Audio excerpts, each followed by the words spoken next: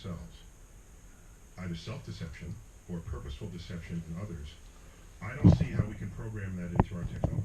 But I think we can, if we can understand whether someone's telling the truth or not. If it's clear and glaringly obvious, if you and I are talking and I start talking to you and all of a sudden a green light pops up, which indicates I'm full of shit, you'll see it and I'm like, oh, my green light's showing. No, but that assumes that things are either true or false.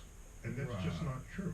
That's not the actual world is way more nuanced than that. Right. So unintended deception. So for example, I can think something is true. Right. Yeah, and what you're basically saying, not to put words in your mouth, is that everyone walks around with a lie detector in their forehead. Yeah, that's a bad idea. That's a bad example. Well, you just said this, and I know. All right. Yeah. So everyone has a lie detector, and if I think something happened, even though it didn't, then I'm telling the truth.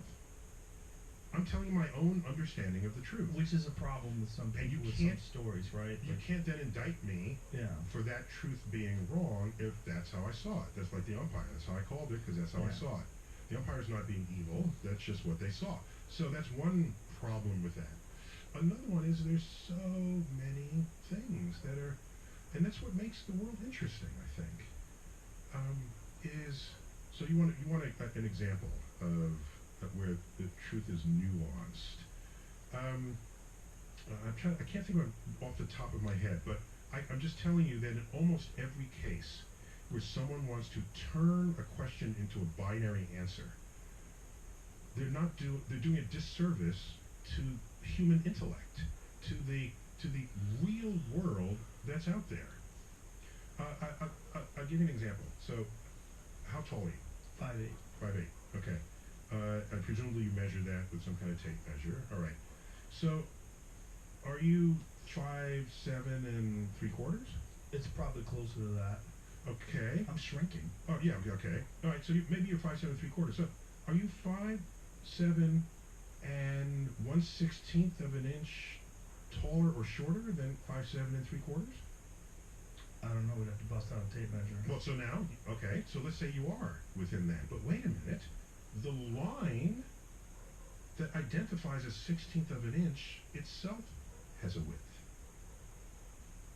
So where are you within the width of the line that you're using to report how tall you are? So we're giving rough measurements. Anytime you give a measurement of something, it can never be exact. But you get an understanding of it, like go a mile down the road and then take a right. Okay, but if I have a truth serum and I say, was it a mile? No, it was 1 1/8 of a mile. But what if you get to a mile and there's no right turn? Do you just shut your car off and starve to death?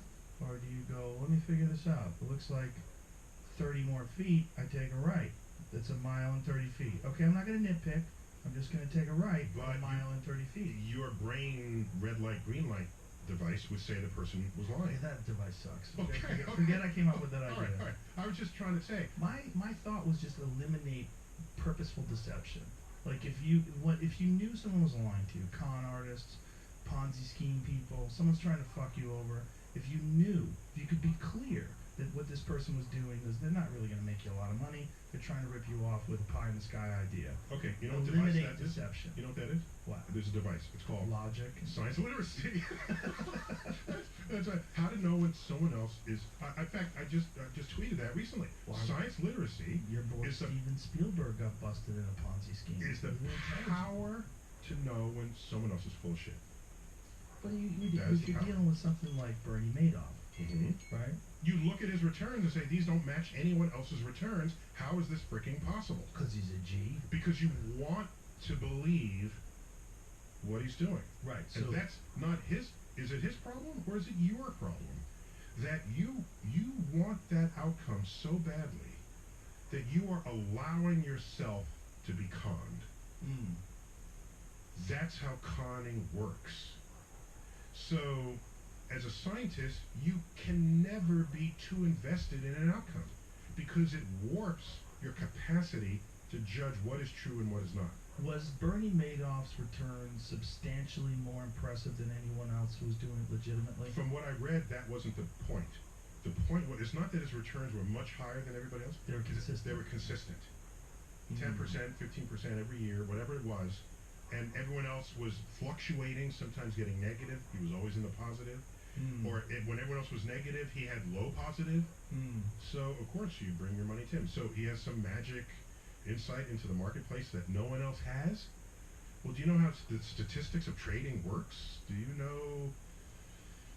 it's possible you can be lucky a few years in a row, but to do it for 10, 20, whatever long he was at it. Right, but wouldn't it be easier if you just could clearly see deception? Like, the idea behind any of these technologies is they're going to improve the way human beings communicate with each other. Maybe he believed he was doing the right thing. I don't think he did. You don't think he did? No, I don't think he did. I've heard interviews with him. He sounded like a pure sociopath. Okay. He really did. Yeah, I mean, laugh. But Yeah, but there's a lot of cost in it. Horrible cost. So you turn a blind eye to the possibility that what you want to be true might not be true. And that burden of rationality falls just as much on the victim of that scheme as it is on the person perpetrating the scheme. I think in a free society, you have to arm yourself, equip yourself. It's not just logic. Logic is overrated, I think. My favorite paintings in the world could not have possibly been drawn via logic. There's a creative spark that comes from nowhere. That, the painting Starry Night on the back of my phone. Is this logic? No. Is that what he saw? No. Although I can identify the day and the time of day when this image was in his head that he painted. That's because you know the geographical location. No. Even without knowing, I could find out what latitude it is, and it turns out it corresponds with where he was. It's the phase of the moon and the location of Venus at that angle relative to the horizon. You can nail that. And so I got it for June 21st, 1889. Turns out that is the year he painted, and he was in northern, I forgot where he was, north of France somewhere. And so I can recreate that. But so there's some basics of it that are factual. The rest, clearly, the sky doesn't have curlicues in it, right? And I'm told where he painted this, there is no town, because there's a town so he made up a lot of stuff that's in this picture. But that's not what he saw, but it's what he felt. Well, it's just... I value how people feel. Yeah, sure. That's Artistic the interpretation. That is the full dimensionality of what it is to be human. Yeah. So I'm a world of just logic, I don't want that. I'm not necessarily saying the world would just be logic, but imagine how... look, one of the things that makes people interesting is that we're so complex. Yes. And in communicating with people, there's so many layers and depths, and so many people are so different, and you find these unique personalities, and it adds flavor to your life. And by the way, the future of gene editing, if we want everybody to be a certain way, that takes away the diversity of human That's what I think behavior. aliens are. That's why they all look the same.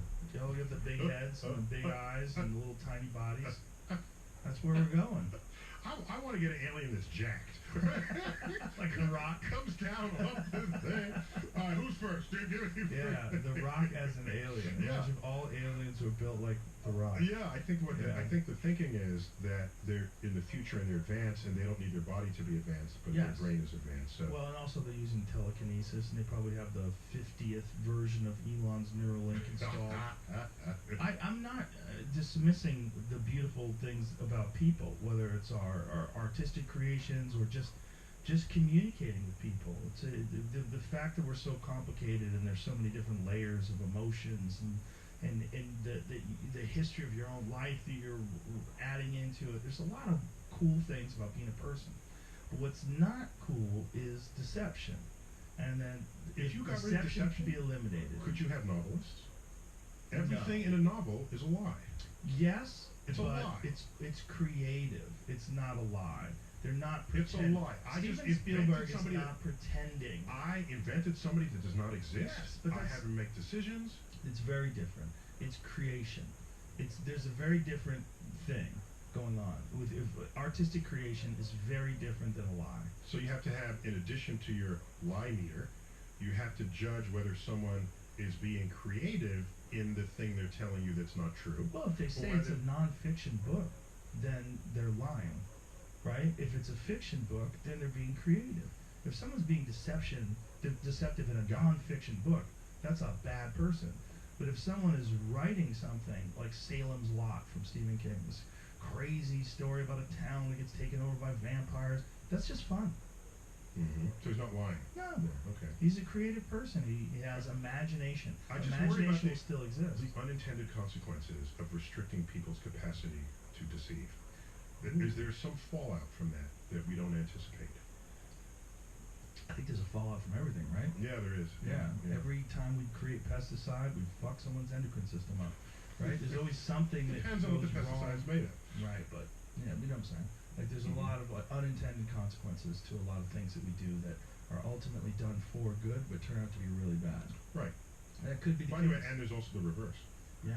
Things that were done for bad that Sure. turn out to be good. Yeah. That's where wisdom comes in. Yeah. I think. So here's another. I wanted to. I don't want to miss the opportunity of discussing questions that have no answers. So make sure we have time for that. Okay. Okay. Yeah, some of them don't have answers, right? Because some questions don't have meaning, even in the questions themselves. Give me an example. Oh, no, but I jumped ahead. I wanted you to finish your point. Oh, but this is a good one. I like where you're going. I just think that if technology, to go back to it, we'll come back to the questions.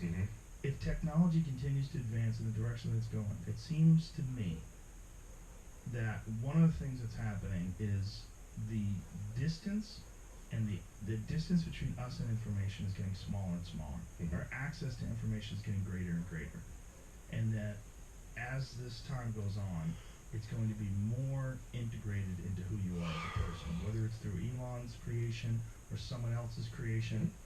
Once that happens, I could envision a language that's being used through which we can communicate with each other that Elon was discussing when he said you're going to be able to communicate without using words.